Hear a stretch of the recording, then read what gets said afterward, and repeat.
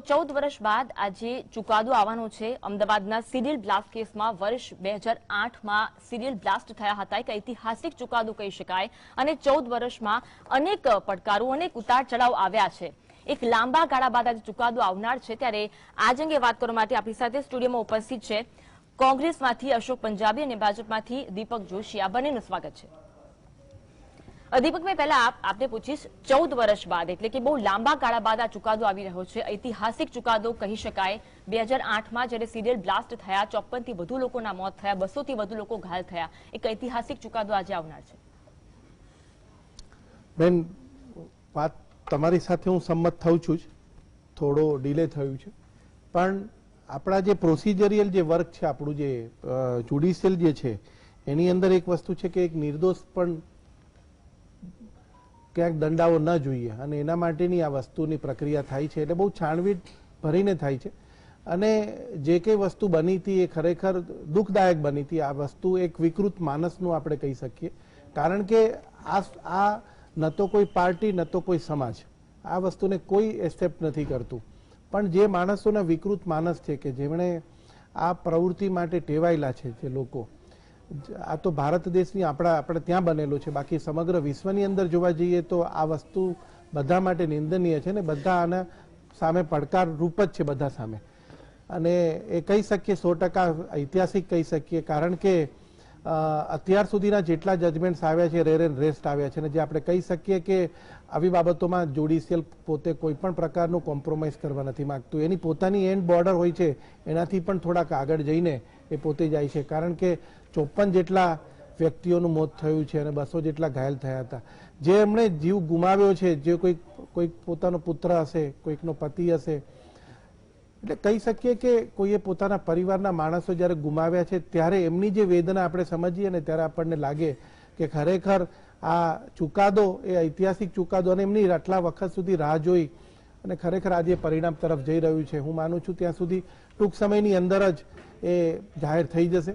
એટલે બહુ ક્યાંય પણ આના કોઈ અનિચ્છનીય બનાવો ન બને, કોઈ પણ વસ્તુમાં કોઈ લોકો ઉશ્કેરાટમાં આવીને કોઈ અજુગતું પગલું ન ભરે, એટલા માટે કોર્ટે પોતે પણ આજે અમારા વકીલોને પણ આજે 12:30 સુધી કોઈ પણ એન્ટ્રી પ્રકારની નથી આપી, મીડિયા કર્મીઓને પણ નથી આપી। એટલે જે કંઈ આવશે તરત જ બતાવવામાં આવશે।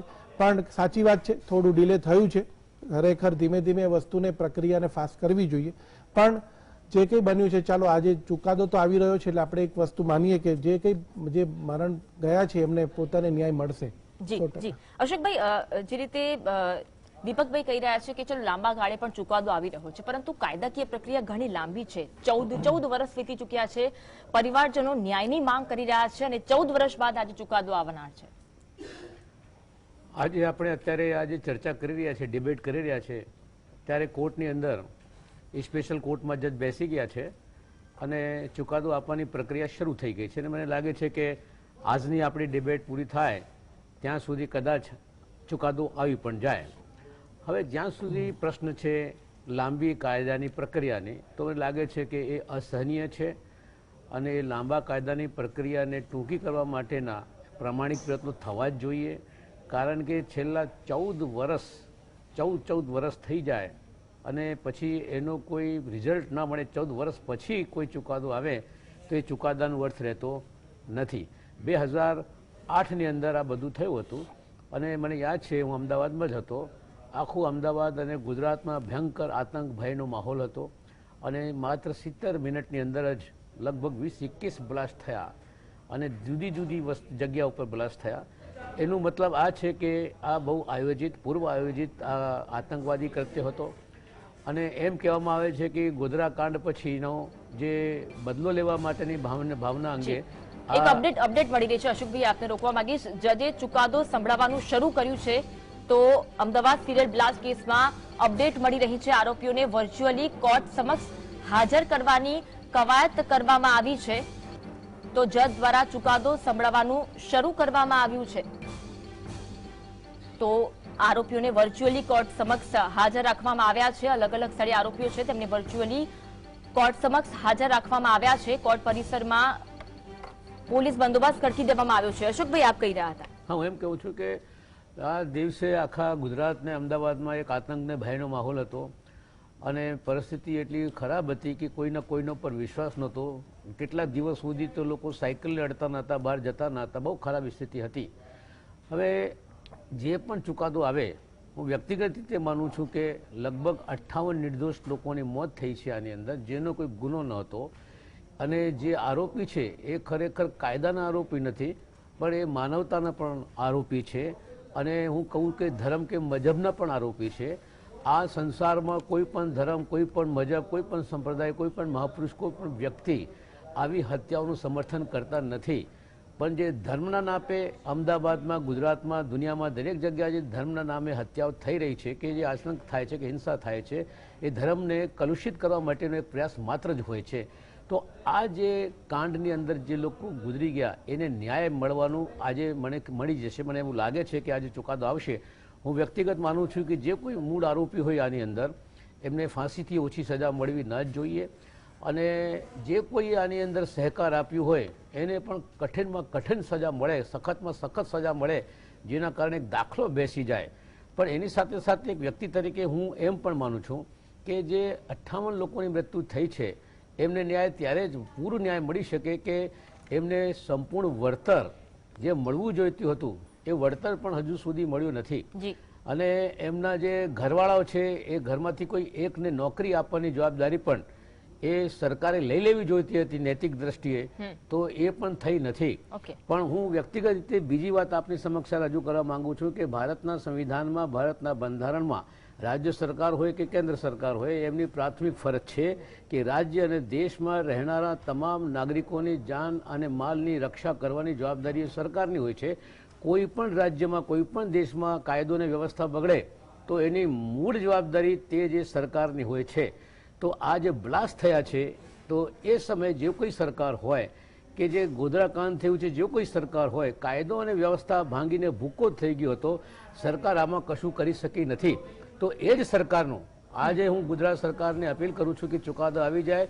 ઈશ્વરને અને અલ્લાહને, ખુદાને, ભગવાનને રોકવા માંગીશ. અપડેટ મળી રહી છે સિરિયલ બ્લાસ્ટ કેસમાં 10 આરોપીઓને નિર્દોષ જાહેર કરવામાં આવ્યા છે. તો 10 આરોપીઓને નિર્દોષ જાહેર કરવામાં આવ્યા છે. અમદાવાદ સિરિયલ બ્લાસ્ટ કેસમાં એક બાદ એક અપડેટ આવી રહી છે, જેમાં પહેલી અપડેટ 10 આરોપીઓને જજ દ્વારા નિર્દોષ જાહેર કરવામાં આવ્યા છે. કોર્ટ દ્વારા નિર્દોષ જાહેર કરવામાં આવ્યા છે. સ્પેશિયલ કોર્ટમાં જજ દ્વારા ચુકાદો સંભળાવવાનું શરૂ કરવામાં આવ્યું, જેમાં 10 આરોપીઓને નિર્દોષ જાહેર કરવામાં આવ્યા છે. તો જે રીતે કુલ 99 આસપાસ આરોપીઓ હતા, જેમાંથી 10 આરોપીઓને નિર્દોષ જાહેર કરાયા છે અને જજ દ્વારા ચુકાદો સંભળાવાઈ રહ્યો છે. જી અશોકભાઈ, આપ કહી રહ્યા. હું બસ મારી એ જ એક રજૂઆત હતી કે ન્યાય મળે. જે લોકો ગુજરી ગયા છે, જેના ઘરમાં મૃત્યુ થયું છે, સરકારને હું વિનંતી કરું છું, આજે ભૂપેન્દ્રભાઈ પટેલ સાહેબની સરકાર છે, એમને અપીલ કરું છું કે આરોપીઓની સજા તો દેશે, કાયદો ન્યાય મળશે, પણ એની સાથે સાથે એમના ઘરમાં કોઈ હોય તો એમને એક રોજગાર મળવું જોઈએ, વળતર મળવું જોઈએ, એ પણ ધ્યાન સરકારે રાખવું જોઈએ. અને કોઈ પણ સરકાર હોય, કોંગ્રેસની હોય, ભારતીય જનતા પાર્ટીની હોય, તૃણમૂલ કોંગ્રેસની હોય કે કોઈ પણ પાર્ટીની સરકાર હોય, એ પાર્ટી જે કોઈ સત્તા પર હોય છે, કોઈ પણ કાયદો વ્યવસ્થા ભંગ થાય તો તે સરકારની જવાબદારી હોય છે. ઓકે દીપકભાઈ, શું કહેશો? જે રીતે અશોકભાઈ કહે છે કે પરિવારજનોને વળતર મળવું જોઈએ, પરિવારજનોમાંથી કોઈને નોકરી મળવી જોઈએ, સરકાર પાસેથી માંગ કરવામાં આવી રહી છે. ના બેન, એટલે અશોકભાઈ તો આપણે રોકવા માંગીશ. અપડેટ આવી રહી છે, 11 આરોપીઓને નિર્દોષ જાહેર કરવામાં આવ્યા છે. સિરિયલ બ્લાસ્ટ કેસમાં 11 જેટલા આરોપીઓને નિર્દોષ જાહેર કરાયા. પુરાવાના અભાવે 11 આરોપીઓને નિર્દોષ જાહેર કરવામાં આવ્યા છે. ઘણા લાંબા સમય બાદ આ ચુકાદો આવી રહ્યો છે અને પુરાવાનો અભાવ છે, જેના કારણે 11 જેટલા આરોપીઓને નિર્દોષ જાહેર કરવામાં આવ્યા છે. જજ દ્વારા ચુકાદો સંભળાવવામાં આવી રહ્યો છે, જેમાં એક બાદ એક અપડેટ આપને જીએસટીવી પર મળી રહી છે. અમદાવાદ સિરિયલ બ્લાસ્ટ કેસ 26 જુલાઈ 2008ના રોજ અમદાવાદમાં એક બાદ એક 21 જેટલા બ્લાસ્ટ થયા હતા, જે મામલે આજે ચુકાદો આપવામાં આવી રહ્યો છે, જેમાં 11 આરોપીઓને નિર્દોષ જાહેર કરાયા છે અને પુરાવાના અભાવે 11 આરોપીઓને નિર્દોષ જાહેર કરવામાં આવ્યા છે. દીપકભાઈ, જે સવાલ હતો તેમાં એક સવાલ એ પણ ઉમેરવા માંગીશ, 11 જેટલા આરોપીઓને પુરાવાના અભાવે નિર્દોષ જાહેર કરવામાં આવ્યા છે. એક ગંભીર બાબત. બેન, હું જ્યુડિશિયલનો માણસ છું એટલે હું એવું કહી શકીશ કે કોઈ પણ વસ્તુની જ્યાં સુધી પેપર એવિડન્સ ન હોય ત્યાં સુધી, મારા પાસે ન હોય ત્યાં સુધી એની ઉપર હું કોમેન્ટ કરું એ બહુ યોગ્ય ન કહી શકું. એટલા માટે કે પુરાવાના અભાવે થયા છે, કેવી રીતે છે, હજી હકીકતમાં ચુકાદો જાહેર થઈ રહ્યો છે એટલે એ બાબતની કોમેન્ટ હું ન કરું તો વધારે સારું રહેશે ને આપ અપેક્ષા પણ ન રાખો. મારા વડીલ મિત્ર અશોકભાઈએ જે વાતચીત કરી, આપને રોકવા માંગીશ વધુ એક અપડેટ. સિરિયલ બ્લાસ્ટ કેસમાં 16 આરોપીઓને નિર્દોષ જાહેર કરવામાં આવ્યા છે. તો 16 જેટલા આરોપીઓ છે જેમને નિર્દોષ જાહેર કરવામાં આવ્યા છે. સિરિયલ બ્લાસ્ટ કેસમાં કોર્ટ દ્વારા ચુકાદો સંભળાવવામાં આવી રહ્યો છે, જેમાં આરોપીઓ જેમને નિર્દોષ જાહેર કરાયા છે તેનો આંક એક બાદ એક વધી રહ્યો છે. પહેલા 10 જેટલા આરોપીઓ અને હવે 16 જેટલા આરોપીઓ છે જેમને નિર્દોષ જાહેર કરવામાં આવ્યા. 11 આરોપીઓને પુરાવાના અભાવે નિર્દોષ જાહેર કરાયા. 16 આરોપીઓ હવે 16 જેટલા આરોપીઓ છે જેમને નિર્દોષ જાહેર કરવામાં આવ્યા છે. ઘણા લાંબા સમય બાદ આજે ચુકાદો આવી રહ્યો છે. પરિવારજનો લાંબા સમયથી ન્યાયની ગુહાર લગાવી રહ્યા હતા, ન્યાયની માંગ કરી રહ્યા હતા અને તેમના માટે આજે એક આશાનું કિરણ જોવા મળી રહ્યું છે. પરંતુ એક બાદ એક અપડેટ આપ જોઈ રહ્યા છો. 16 જેટલા આરોપીઓ છે જેને નિર્દોષ જાહેર કરવામાં આવ્યા છે. તો 2008 સિરિયલ બ્લાસ્ટ કેસ અમદાવાદમાં 70 મિનિટમાં 21 જેટલા બ્લાસ્ટ થયા હતા. લગભગ 19 સ્થળો હતા કે જ્યાં એક બાદ એક બ્લાસ્ટ થયા હતા. 77 આરોપીમાંથી 16 જેટલા આરોપીઓ છે જેને નિર્દોષ જાહેર કરવામાં આવ્યા છે.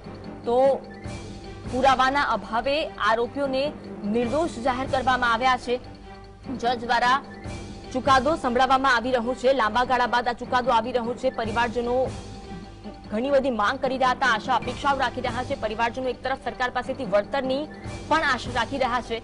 એ સાથે પરિવારજનો એ પણ માંગ કરી રહ્યા છે કે તેમના પરિવારમાંથી કોઈ એકને નોકરી સરકાર દ્વારા આપવામાં આવે, કારણ કે એ વખતે જે માહોલ હતો ખૂબ જ દુઃખભર્યો, ખૂબ જ ગમગીનીનો માહોલ હતો અને 56 થી વધુ લોકોના મોત થયા, 200 થી વધુ લોકો ગંભીર રીતે ઘાયલ થયા હતા. જેમાં આજે કોર્ટ દ્વારા ચુકાદો સંભળાવવામાં આવી રહ્યો છે. 77 આરોપીઓ હતા જેમાંથી 16 આરોપીઓને કોર્ટ દ્વારા નિર્દોષ જાહેર કરવામાં આવ્યા છે અને પુરાવાના અભાવે આરોપીઓને નિર્દોષ જાહેર કરવામાં આવ્યા છે. એક તો ઘણા લાંબા સમય બાદ આ ચુકાદો આવી રહ્યો છે. એક બાદ એક અપડેટ જોવા મળી રહી છે અને એમાં 77 આરોપીઓમાંથી 16 જેટલા આરોપીઓ એટલે હવે 28 જેટલા આરોપીઓને નિર્દોષ જાહેર કરવામાં આવ્યા છે. તો નિર્દોષ જાહેર કરનાર આરોપીઓનો આંક એક બાદ એક વધી રહ્યો છે. પહેલા 10, ત્યારબાદ 16 અને હવે 28 જેટલા આરોપીઓને નિર્દોષ જાહેર કરવામાં આવ્યા છે. કુલ આરોપીઓ 77 છે જેમાંથી 28 આરોપીઓને નિર્દોષ જાહેર કરવામાં આવ્યા છે.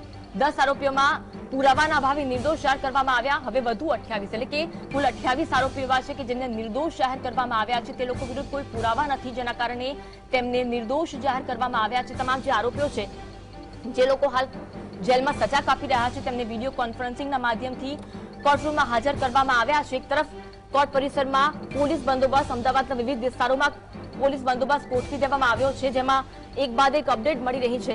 વર્ષ 2008માં 26 જુલાઈ એ દિવસ કોઈ નહીં ભૂલી શકે કે જ્યારે અમદાવાદમાં અલગ અલગ સ્થળો પર 21 જેટલા બ્લાસ્ટ થયા હતા અને લાંબા સમયથી લોકો આ કેસને લઈને ચુકાદો આવશે તેવી આશ રાખીને બેઠા હતા અને આજનો એ દિવસ છે કે જ્યારે કોર્ટ રૂમમાં જજ દ્વારા ચુકાદો સંભળાવવામાં આવી રહ્યો છે અને એક બાદ એક અપડેટ તમને જીએસટીવી પર મળી રહી છે. તો સવારથી જીએસટીવી આપને એક બાદ એક અપડેટ આપી રહ્યું છે અને જેમાં 28 જેટલા આરોપીઓ છે તેમને નિર્દોષ જાહેર કરવામાં આવ્યા છે. પુરાવાના અભાવે આરોપીઓને નિર્દોષ જાહેર કરવામાં આવ્યા છે. કુલ 77 આરોપીઓ જેમાંથી 28 આરોપીઓ એવા છે જેમને નિર્દોષ જાહેર કરવામાં આવ્યા છે. તો આ સાથે જ હવે આંક વધી ગયો છે. 49 આરોપીઓ છે જેમને નિર્દોષ જાહેર કરવામાં આવ્યા છે. તો અમદાવાદ સિરિયલ બ્લાસ્ટ કેસમાં દોષિત જાહેર કરવામાં આવ્યા છે. 28 જેટલા આરોપીઓ જેમને નિર્દોષ અને હવે 49 આરોપીઓ છે તેમને દોષિત જાહેર કરવામાં આવ્યા છે. 77 આરોપીઓમાંથી 49 આરોપીઓ દોષિત ઠર્યા છે. તો કોર્ટરૂમમાં જજ દ્વારા ચુકાદો સંભળાવવામાં આવી રહ્યો છે. એક બાદ એક અપડેટ તમને જીએસટીવી પર મળી રહી છે. જીએસટીવી દ્વારા એક બાદ એક અપડેટ આપવામાં આવી રહી છે.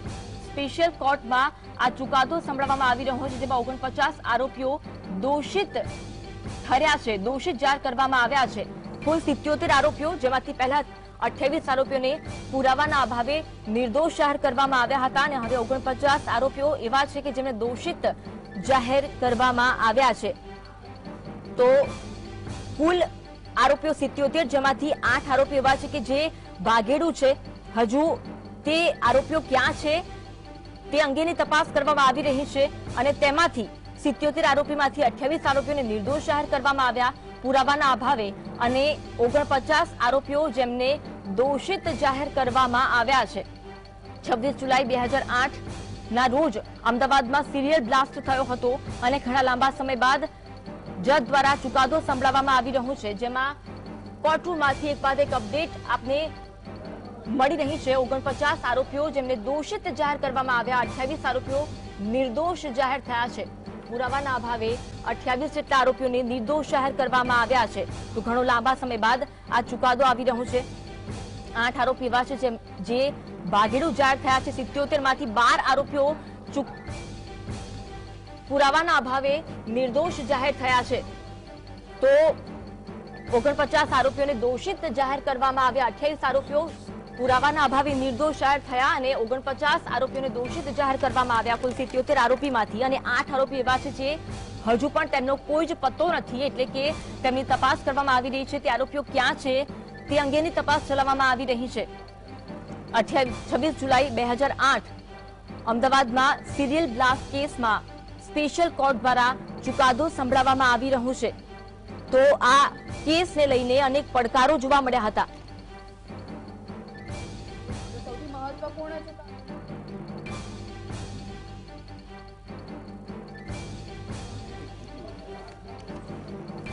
મહત્વપૂર્ણ સમાચાર, 28 આરોપીઓને નિર્દોષ જાહેર કરવામાં આવ્યા છે। તો પુરાવાના અભાવે 49 આરોપીઓ દોષિત જાહેર થયા છે। અમદાવાદ સિરિયલ બ્લાસ્ટ કેસ જેને લઈને મહત્વપૂર્ણ ચુકાદો, સવારથી પડે અપડેટ જીએસટીવી આપને આપી રહ્યું છે। તો આજના ચુકાદા પર સૌ કોઈની નજર હતી। 77 માંથી 12 આરોપીઓ પુરાવાના અભાવે નિર્દોષ જાહેર થયા છે। તો 28 આરોપીઓને દોષિત જાહેર નથી કરવામાં આવ્યા, તેઓ નિર્દોષ જાહેર થયા છે કારણ કે પુરાવા નથી। 77 માંથી 12 આરોપીઓ પુરાવાના અભાવે નિર્દોષ જાહેર થયા છે। 82 આતંકવાદીઓની ધરપકડ કરવામાં આવી હતી।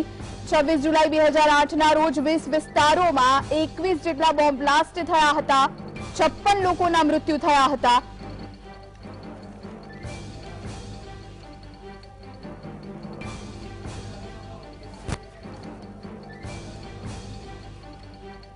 તો આવતીકાલે સજાનું એલાન થશે। આજે જે ચુકાદો આવ્યો છે તેને લઈને હવે જે આરોપીઓ છે તેમને લઈને હવે સજાનું એલાન આવતીકાલે કરવામાં આવશે। તો ચુકાદો સંભળાવવામાં આવ્યો છે। પુરાવાના અભાવે 12 આરોપીઓ નિર્દોષ, 28 આરોપીઓ નિર્દોષ, જ્યારે 49 આરોપીઓ દોષિત જાહેર થયા છે।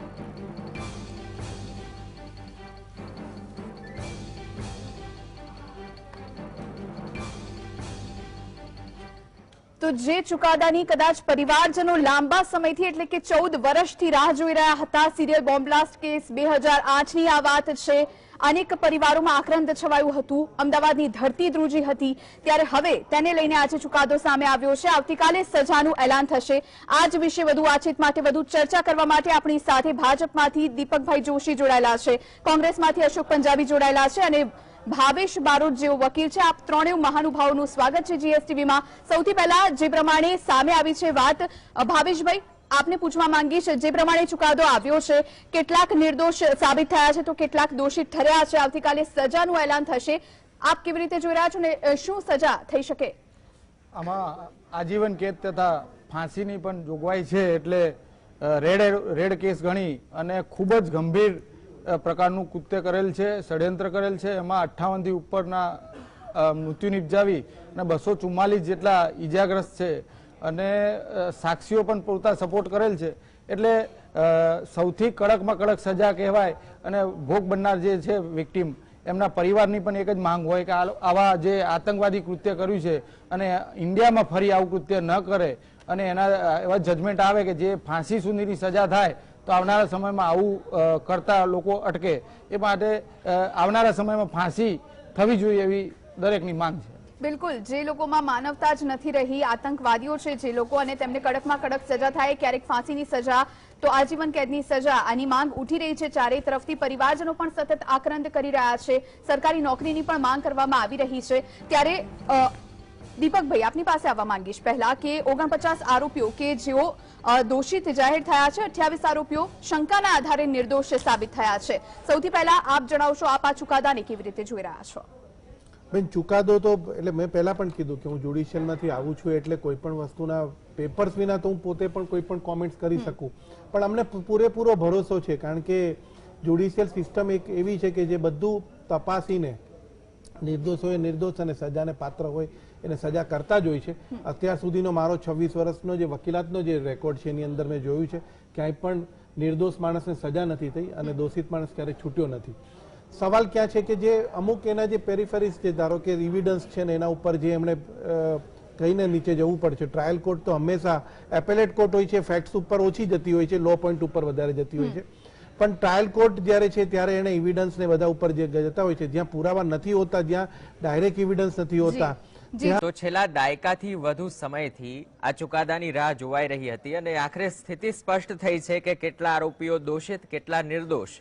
જો કે કોને કઈ સજા થશે તે સ્થિતિ હજુ આવતીકાલે સ્પષ્ટ થશે, પરંતુ તે પહેલા અત્યાર સુધીની તમામ અપડેટ જીએસટીવી આપને આપી અને પેનલ નિષ્ણાંત પેનલ સાથે આપણે ચર્ચા પણ કરી રહ્યા છીએ. આ સમગ્ર ચુકાદાનું એનાલિસિસ કરી રહ્યા છીએ. મારી સાથે ભાજપ તરફથી દીપકભાઈ જોશી છે, કોંગ્રેસ પક્ષ તરફથી અશોકભાઈ પંજાબી અને કાયદાવિદ તરીકે ભાવેશભાઈ બારોટ જોડાયા છે. ભાવેશભાઈ, ખૂબ જ જલ્દી જાણવું છે આ સમગ્ર પ્રોસેસ થઈ, આજ દિન સુધી આપણે પહોંચ્યા અને એક સ્થિતિ સ્પષ્ટ થઈ કે 39 આરોપીઓ નિર્દોષ અને 39 દોષિત અને 28 નિર્દોષ.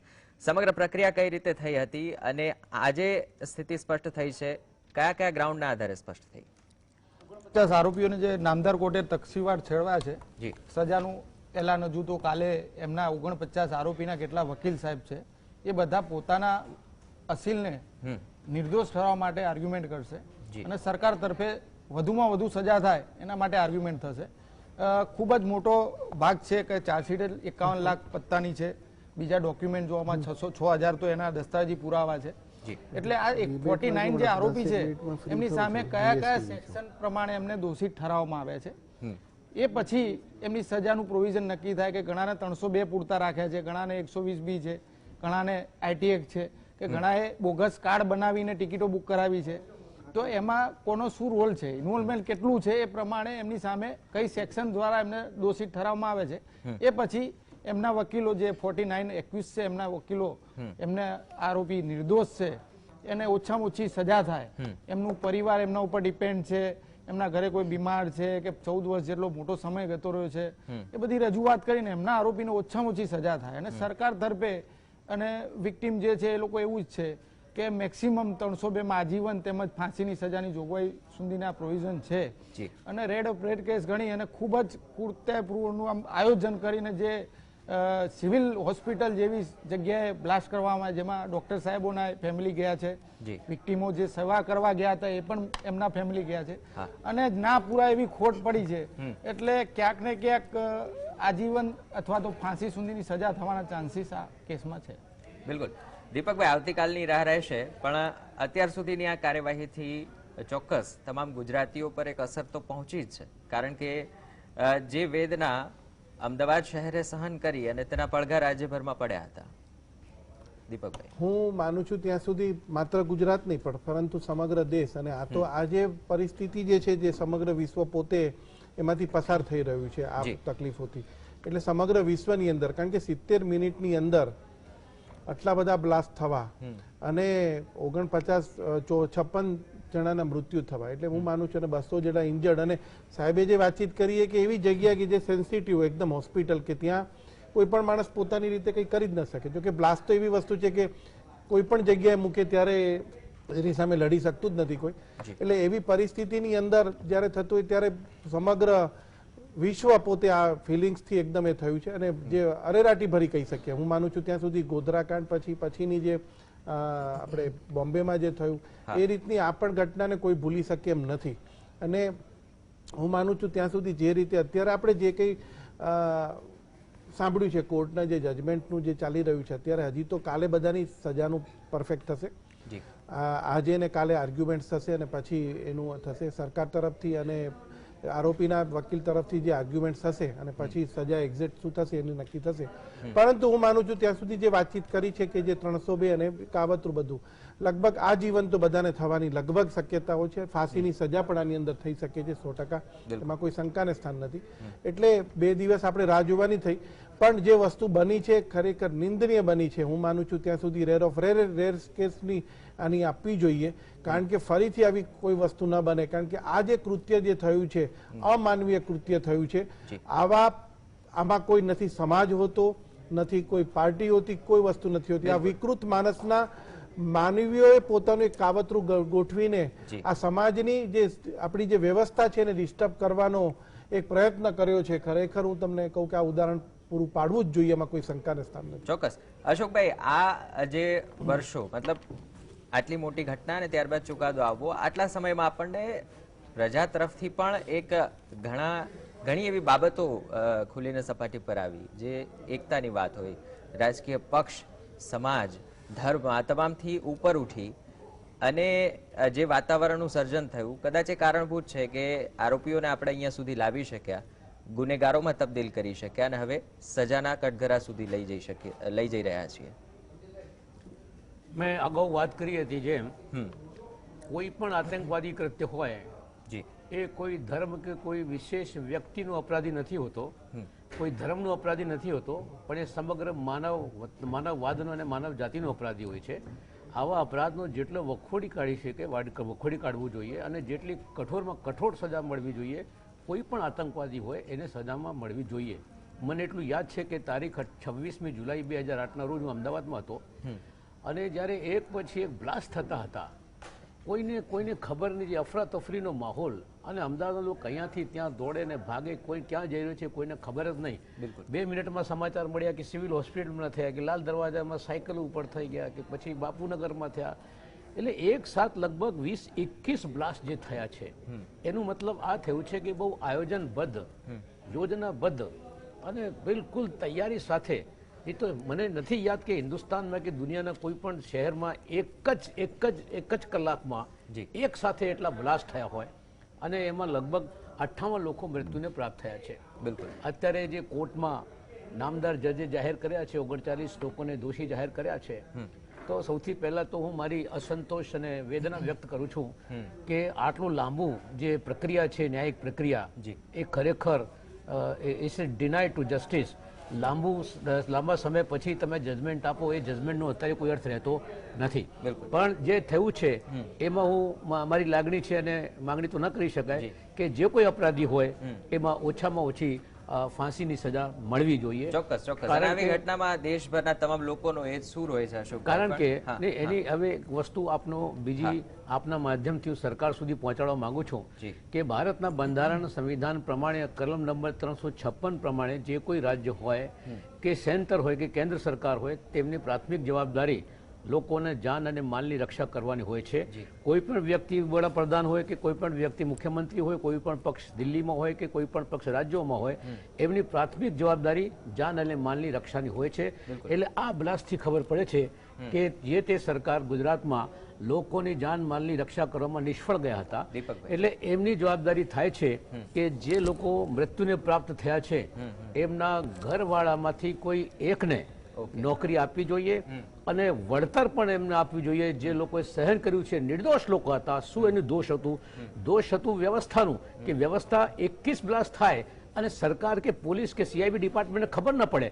સમાચાર એવા છે કે કેરળમાંથી ટ્રેનિંગ લઈને આવ્યા, બોમ્બેમાંથી આ બધું સામાન અહીંયા આવ્યું અને અહીંયા સ્લીપર સેલ પણ હતા અને 2002ના દંગાઓ તાજા હતા. તો શું કરતી હતી આપણી પોલીસ ને IB? આટલા લોકો મરી ગયા, ગુજરી ગયા, જવાબદારી કોની? એ સરકારની જવાબદારી છે. સરકારનું ફરજ પણ કર્તવ્ય છે કે આ લોકોને વળતર આપે, ઘરમાં એક વ્યક્તિને નોકરી આપે અને પ્લસમાં અત્યારે જે જજ સાહેબે ડિક્લેર કર્યા કે 28 નિર્દોષ જાહેર થયા છે.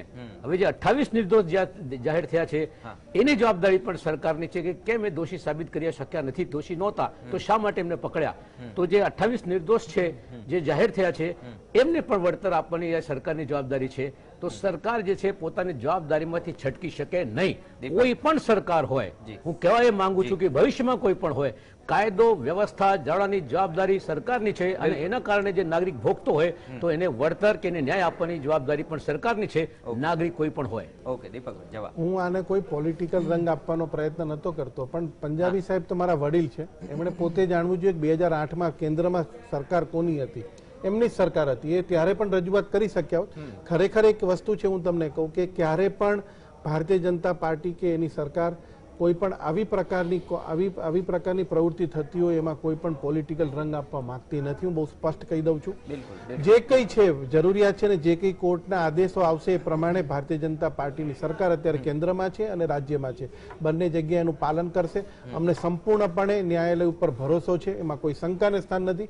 માટે હું માનું છું ત્યાં સુધી એટલીસ્ટ આપ જજમેન્ટ કે આ જે છે પ્રક્રિયા છે એમાં કોઈ પોલિટિકલ રંગ ન અપાય એવી મારી પ્રાર્થના પણ છે. ચોક્કસ. અને આપણે જોયું છે કે ભલે બંને પક્ષની સરકાર કેન્દ્રમાં પણ રહી છે અને રાજ્યમાં પણ રહી છે, જો કે એ વાત અલગ છે કે છેલ્લા 7 વર્ષથી હું ન્યાયની વાત કરું છું, વળતર ન મળવું જોઈએ. હા બિલકુલ. એટલે જે નિર્દોષ કરાર થયા છે અથવા તો તમે 14 વર્ષ પછી કરો છો, 2008 માં તમે કહી શકતા હતા તમારી કીધી છે સરકાર ત્યારે વાત કરીએ જ નહીં. આ તો રાજ્યની જવાબદારી છે ને. નહીં રાજ્યમાં જ્યારે કાયદો વ્યવસ્થા પહેલા ભાંગી કીધું તો- કે સમગ્ર વિશ્વનો સવાલ છે. નહીં, એ આની તો છે. અંદર આતંકવાદ તો આની અંદર ખબર તમારી છે. સરકાર કેન્દ્રમાં હતી એટલે તમે રાજ્ય સરકાર ઉપર બનાવો. દોડો. નહીં, આ રાજ્ય વસ્તુ ન ચાલે. ચાલો. આમાં દરેક માનવીની પણ ફરજ બને છે અને ભાઈ, દરેક સરકારની કાયદો ફરજ બને છે. વ્યવસ્થાની અને અમે જવાબદારી અમારી રાજ્ય સરકારની ફરજથી ક્યાંય દૂર જવા માંગતા કોઈ નથી. પણ રાજ્યમાં- મારે અને અશોકભાઈ અશોકભાઈ, વિનંતી હજુ છે એ કે મારે સ્થિતિ આમાં પણ સ્પષ્ટ પોલિટિકલ નથી ઇસ્યુ થઈ. એ તો કે જજમેન્ટમાં આરોપી- જજમેન્ટમાં પણ હા, નામદાર કોર્ટને બિલકુલ. લાગશે તો નામદાર કોર્ટે કદાચ લાગશે તો એ કરશે આપશે. પણ હા, ખરા. આપશે. એટલે ઘણા એ પણ કેસોમાં એક આવકારદાયક મુદ્દા કરી શકે છે. એ ભલે કરે આપણી અને પાસે- એના માટે લીગલ એડ્સ ને બધી પ્રોવિઝન્સ સરકારે કરેલી છે, એની અંદર છે કાયદો અને provision. વ્યવસ્થાની એટલે જવાબદારી સરકારની હોય છે. અમે પાછા હટવા પણ નથી માંગતા. મારે આ વસ્તુ ઉપર પોલિટિકલ ઇસ્યુ નથી ના, ના, એ બનાવવો. political એટલો સવાલ છે કે જે વસ્તુ બની છે ખોટી બની છે 58 લોકોના એ ઘરમાં ન્યાય મળવું જોઈએ કે દરેક- નહીં, મારો આપણે સવાલ આ પણ છે. પોલિટિકલ ઇશ્યુ એટલે નથી બનાવો કારણ કે અપમાન થશે જેમણે જીવ ગુમાવ્યા છે અને જે સફર એની કરી છે એને વળતર મળી જાય. ભાવેશભાઈ આપની પાસે આવું છું. આ સમગ્ર પ્રક્રિયા થઈ જે રીતે આપણે વાત કરી કે ચાર્જશીટ ફાઇલ કરી, આટલું મોટું સાહિત્ય ભેગું થયું હતું અને એના પરથી ચુકાદો જાહેર કરવો, જો કે હજુ સજાનું એલાન આવતીકાલે થશે, પણ આ સમગ્ર પ્રક્રિયા કેટલી જટિલ હતી અને કેટલો પડકાર હતો તમામ પક્ષોએ, વકીલ અને ન્યાયાધીશો માટે. સૌથી પહેલા તો ચાર્જશીટ કરવી એ પોલીસ તટસ્થ જે એજન્સી છે હા એ ક્રાઇમ બ્રાન્ચને હું આપના માધ્યમથી સેલ્યુટ કરું છું જી. કે 51 લાખનું કાગળ ભેગા કરવા એનો અભ્યાસ કરો. કારણ કે કોઈ પણ તપાસ કરનાર એજન્સી જયારે ચાર્જશીટ કરે છે હા. એમાં કઈ ખોટ હોય છે તો એના આધારે આરોપી નિર્દોષ એને જે તે વખતે બેલ આઉટ થઈ જાય છે એને લાભ મળે છે. અને આવી સેન્સિટિવ મેટરમાં ડીસીબી ક્રાઇમે જે ધ્યાન રાખવું પડે જી. એ ખૂબ જ ઝીણવટભરું રાખવું પડે. અને ખાલી આપણે 51 લાખ પત્તા આમ ફેરાઈએ તો આપણે થાકી જઈએ. હા. તો આમને જે 51 લાખનું ચાર્જશીટ 51 લાખ પત્તાનું અને 6000 દસ્તાવેજી પુરાવા એકઠા કર્યા છે. જી જ્યાં જ્યાં બોમ્બ બ્લાસ્ટ થયા હોય ત્યાંથી જે કઈ આરડીએક્સ કે જે છરાબરા મળે અને પંચનામા રૂએ જમા લેવાના હોય છે. હા. જમા લઈ અને દરેકનું અલગ અલગ ચાર્જશીટ કરેલું છે, પુરવણી ચાર્જશીટ છે. એટલે ચાર્જશીટ જોડે જોડે મુદ્દામાલ પણ કોર્ટમાં લઈ જવાનો હોય છે. જી જી અને ખૂબ જ લેન્થી પ્રોસિજર છે અને ખૂબ જ ઝીણવટભરું કામ જે કર્યું છે એ તપાસ કરનાર એજન્સીએ કરેલું છે. એટલે એમને પણ બિરદાવવા જોઈએ. જેના આધાર પર આખી સજા અને નિર્દોષ એના ઉપર થાય છે કે જેમને એવિડન્સ સાબિત કર્યા છે, જેટલા સાક્ષીઓના નિવેદન લીધા છે, ક્યાં ક્યાં ગયા આ લોકો કઈ રીતે ટિકિટો બનાવી, કોના નામે બનાવી, બરાબર, ફોન પર ક્યાં ક્યાં વાત થઈ, ફોન જમા લીધા હોય, એમની પાસે કઈ પૈસા મળ્યા હોય એ લીધા હોય, કોમ્પ્યુટર હોય કોમ્પ્યુટર જમા લીધા હોય. એટલે આ બધું વસ્તુ જમા લઈ આપણે વાત કરવી ઈઝી છે. બાકી આનું જજમેન્ટ લખવું પણ જે સમજો કે ખાલી ચાર્જશીટ 51 લાખ પત્તાની હોય તો 1163 સાક્ષી જે તપાસ્યા છે હા તો એમનો એક એક પત્તું ગણો અને બધા વકીલ સાહેબ એમની ઉલટ લે, જેટલા આરોપી હતા એમના બધા વકીલ સાહેબ ઉલટ લે તો એ કેટલું લેન્થી થઈ જાય. એટલે જજમેન્ટ પણ મારી દ્રષ્ટિએ ખૂબ જ લેન્થી આવશે. અને આ આખરી જજમેન્ટ નથી એ પણ કહું.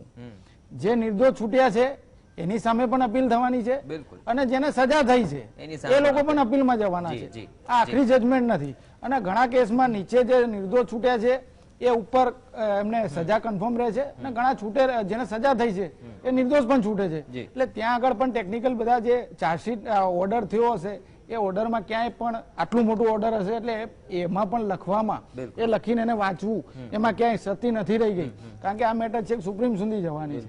એટલે ખૂબ જ ઝીણવટભરી તપાસ એજન્સીએ તો કરી પણ નામદાર કોર્ટે પણ ઓર્ડર લખવો એ પણ ખૂબ જ સરાહનીય કામ છે કે આટલું સેન્સિટિવ કેસમાં જેવો જજમેન્ટ આપવું એ બહુ ડિફિકલ્ટ છે અને જજમેન્ટ પણ ખૂબ લેન્થી આવવાનું છે. પણ આજે જે ચુકાદો આવ્યો છે હજુ આ ચુકાદો ફાઇનલ નથી, હજુ તો આ લોકોને હજુ સાંભળશે. એટલે આમાં 1-2 સિટિંગ હજુ જશે એવું મારી દ્રષ્ટિએ લાગે છે. અને બધાની દલીલો પત્યા પછી નામદાર કોર્ટ એક ડિસાઈડ કરશે કે આ તારીખે હું જજમેન્ટ ડિક્લેર કરીશ કે કોને કેટલી સજા આપી. અને જો કે કદાચ જે અત્યારનો જે ભાવેશભાઈ ચુકાદો આવ્યો છે, જે કોર્ટે જાહેર કર્યું છે, એ પણ હજુ પૂરું વકીલો પણ નથી વાંચી શક્યા. મેં કીધું અને મારી એ આપણે એના જાહેર ઉપર માધ્યમ પર હજુ આખી નહીં લાવી શકીએ. મારી પણ દ્રષ્ટિએ કલમની 10,000 details પત્તાની વિશે. વધારે હોવું હા, જોઈએ જજમેન્ટ, એવું હું માનું છું. કારણ કે કલમની લાખોમાં details વિશે પણ જાણવું છે. હું અને તમને- દીપકભાઈ, એ સુરક્ષા વ્યવસ્થાનું જે અત્યારે સૂત્રધાર છે, એવો જ અમદાવાદના સ્તર પર અધિકારી હતા આપણા ડીજીપી, અને એમના કાર્યકાળમાં ઘટના બની અને ત્યારબાદ તપાસ થઈ, તો એ વિશે પણ ચર્ચા કરવી છે. પણ એક નાનકડા બ્રેક માટે રોકાઈએ છીએ અને ત્યારબાદ પણ આ જજમેન્ટ વિશે આગળ ચર્ચા. ફરીથી આપનું સ્વાગત છે. 2008ના એ બ્લાસ્ટ કે જે ન માત્ર અમદાવાદ, ન માત્ર ગુજરાત, પરંતુ ભારતભરની જનતા ક્યારેય નહીં ભૂલી શકે. ઘણા લોકોએ જીવ ગુમાવ્યા, ઘણા પરિવારો વેરવિખેર થયા અને આરોપીઓ પકડાયા. ત્યારબાદ વર્ષો સુધી એ કાયદાકીય પ્રક્રિયા ચાલી, જજમેન્ટ આવ્યું છે, સજા આવતીકાલે આવશે. આપણી સાથે આ તમામ મુદ્દે ચર્ચા કરવા માટે ભાજપ તરફથી દીપકભાઈ છે, કોંગ્રેસ તરફથી અશોકભાઈ અને કાયદાવિદ તરીકે ભાવેશભાઈ બારોટ જોડાયા છે. ભાવેશભાઈ, આપણે જે ચર્ચા કરી રહ્યા હતા કે આ 14 વર્ષ જેટલો સમયગાળો થયો, એ દરમિયાન પણ ઘણા પક્ષો તરફથી ન્યાયાલયને રજૂઆત થઈ, અલગ અલગ કલમોનો ઉમેરો થયો, ઘણી બિનજરૂરી કલમો હશે, નીકળી પણ હશે. તો આ સમગ્ર પ્રક્રિયા વિશે આપનો અભ્યાસ શું છે? આમાં મારા ધ્યાન પર આવ્યું ત્યાં સુધી એક આરોપીનું નામ તપાસમાં ખુલ્યું હતું અને ત્યારબાદ એની પાસે એની પૂરતા પુરાવા ન હોય, એસીબી ક્રાઇમે નામદાર કોર્ટમાં 169 નો રિપોર્ટ કર્યો હતો કે ભાઈ આ આરોપીના પાસે પૂરતા પુરાવા નથી. નામદાર કોર્ટે એને ડિલેટ પણ કર્યો છે. એટલે હાવ ખોટા કોઈના નામ નાખ્યો એ વાતમાં હું માનતો નથી. બરાબર. આમાં ઇન્ડિયન પિનલ કોડની કલમો છે, તેમજ એક્સપ્લોઝિવ સબસ્ટન્સ એક્ટની કલમ છે, અનલોફુલ એક્ટિવિટી પ્રિવેશન એક્ટની કલમ છે, તથા આર્મ્સ એક્ટની એક કલમ છે, ઇન્ફોર્મેશન ટેકનોલોજી એક્ટની એક કલમ છે, damage two public property act છે. એટલે આ બધામાં કોને કેટલો ભૂમિકા ભજવી છે અને કોના સામે કયું સેક્શન લાગે છે કે ભાઈ મેં મર્ડરમાં ઇન્વોલ્વમેન્ટ કર્યું, કોકે લાઈન કંઈક માલ સામાન આપ્યો હોય, કોકે મોબાઈલ પ્રોવાઈડ કર્યા છે, 67, 68, 71 પણ છે કે ખોટા નામે હિન્દુ નામે ટિકિટો બુક કરાવેલી છે, તો એનો એટલો રોલ હોય તો એ પ્રમાણેની સજા. એટલે કોની સામે શું એવિડન્સ આવ્યા છે, નામદાર કોર્ટે શું એવિડન્સ કર્યા છે કે આ આરોપી નંબર 1 સામે આ એવિડન્સ છે તો આને આ પ્રમાણેની સજા. એટલે એના પછી એનું આર્ગ્યુમેન્ટ થશે અને આર્ગ્યુમેન્ટ થઈને દરેકની અલગ અલગ સજા જે પ્રમાણે એમની સામે ઓફેન્સ થયા હશે અને પુરાવો પડ્યો છે એ પ્રમાણે દરેકની અલગ અલગ સજા થાય. બધાને જો નામદાર કોર્ટ 302 માટે અને આપણે 120B ષડયંત્ર માટે જો તસવીર ઠરાવે તો એમાં મેક્સિમમ આજીવન કેદ અને ડેટ લાઈફ. બિલકુલ. એટલે આપણે સજાની રેન્જ જણાવી દીધી. દીપકભાઈ, આપણે જે ગણતરી કરતા હતા કે કઈ રીતે કલાકોમાં આ તૈયારી થઈ હશે ચાર્જશીટથી માંડીને, તો એ પણ ઘણું જટિલ છે અને ટાઈમ કન્ઝ્યુમિંગ છે આખી પ્રક્રિયા. સ્પેશિયલ કોર્ટની અંદર એટલે આપણે ઘણી વખત બહુ ઇઝીલી બોલતા હોય છે અને લાગતું પણ હોય છે કે 14 વર્ષ થયા. હકીકતમાં તમે એનું એનાલિસિસ કરવા જાવ તો 51 લાખની ચાર્જશીટ હોય, દરેક આરોપી દીઠ 9,000 પાનાની જે છે ચાર્જશીટ. હવે એની અંદર 51 લાખનું તમે જોવા જાવ તો 14 વર્ષ તમે ગણો, 365 અને 14 વર્ષ તો 5,110 દિવસ થયા. તમે 51 લાખની ચાર્જશીટ ગણો તો દરરોજના 998 પેજ વાંચવાના રહ્યા ને એના આધારે આખું કરવાનું રહ્યું. બીજી અરજીઓ તો સાહેબે જે વાતચીત કરી એ જુદી. એટલે કહેવાનો મતલબ એવો છે કે કોઈ પણ જયારે ન્યાયાલય, મેં પહેલા પણ કીધું કે અમને સંપૂર્ણ ભરોસો છે, મારી 26 વર્ષની આ પ્રેક્ટિસની અંદર મેં ક્યારે પણ જોયું નથી કે નિર્દોષને ક્યાંય સજા થઈ હોય અને દોષિત ક્યાંય છૂટી ગયો હોય. તમે અને એના માટે જટિલ પ્રક્રિયા છે ને, એ લોકો એની અંદર જજીસ પોતે એટલું ડીપલી અંદર જતા હોય છે કે વાત ના પૂછો. અને દરેક ઉપર એમાં પબ્લિક પ્રોસિક્યુટરની પણ ભૂમિકા બહુ અગત્યનો રોલ પ્લે કરતી હોય છે, કારણ કે આ બધા એવિડન્સની સામે એને પણ કાઉન્ટર કરવાનું હોય છે. સામેવાળા તો બચાવ પક્ષમાં તો ચલો આરોપી તરફે જે આવતા હોય છે એ તો સ્વાભાવિક વાત છે કે બધી વસ્તુને ખંડન કરતા હોય, પણ જે એવિડન્સ આવતા હોય છે એની અંદર પણ કોઈ પણ વસ્તુ છે, દરેકનો રોલ પણ ક્યાં ક્યાં આવતો હોય છે. આ દરેકને ડિફાઇન કરીને પબ્લિક પ્રોસિક્યુટરનો રોલ પણ બહુ અગત્યનો છે. હું આખી ટીમ જે કહું છું એ ખરેખર બિરદાવાને પાત્ર છે અને સજા ચોક્કસ થશે, એમાં કોઈ શંકાને સ્થાન નથી. આપણે પણ આશા રાખીએ છીએ. અશોકભાઈ, છેલ્લી 40 સેકન્ડ છે.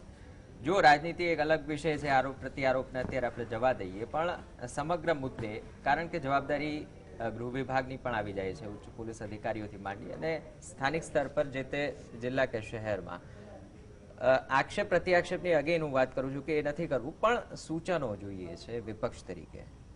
નહીં, આ તો ઘોર નિંદનીય કૃત્ય છે આતંકવાદનો. પણ આતંકવાદ સામે જે છે ગૃહ ડિપાર્ટમેન્ટ, હોમ ડિપાર્ટમેન્ટ અને સરકારે હંમેશા જાગૃત રહેવાની જરૂર છે આ બાબતમાં. જે મેં શરૂમાં વાત કરી કે એક સાથે 21 બ્લાસ્ટ થતા હોય 17 મિનિટની અંદર અને ત્યાંથી મુંબઈથી સ્ફોટક લાવતા હોય તો આપણો જો આઈબી હોય કે પોલીસ ડિપાર્ટમેન્ટ હોય એને ક્યાંક ને ક્યાંક નિષ્ફળતા તો જાહેર થાય છે જ. કારણ કે વાતાવરણ શંકાસ્પદ હતો જ. અને આ જે કાયદો વ્યવસ્થાનો પ્રશ્ન ઉભો થાય છે તો જવાબદારી કોની? કોઈ જવાબદારી તો લેવી પડે. અને પ્રાથમિક રીતે જવાબદારી તો સરકારની હોય છે અથવા હોમ ડિપાર્ટમેન્ટની હોય છે. એટલે મારે આટલું જ કહેવાનું છે કે ભવિષ્યમાં આવું ના થાય, કે ના થાય તો ઈશ્વર ભગવાનને પ્રાર્થના તો કરીએ જ, પણ પોલીસ જાગૃત રહે, આતંકવાદ સામે જે સ્લીપર સેલ છે એની સામે જાગૃત રહે, બસ આટલું જ કરવાનું છે. બિલકુલ.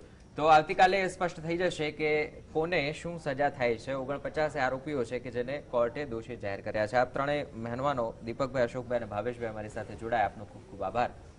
આ સાથે અમારી વિશેષ રજૂઆતમાં હાલ બસ આટલું જ. સમાચારો આગળ પણ યથાવત રહેશે.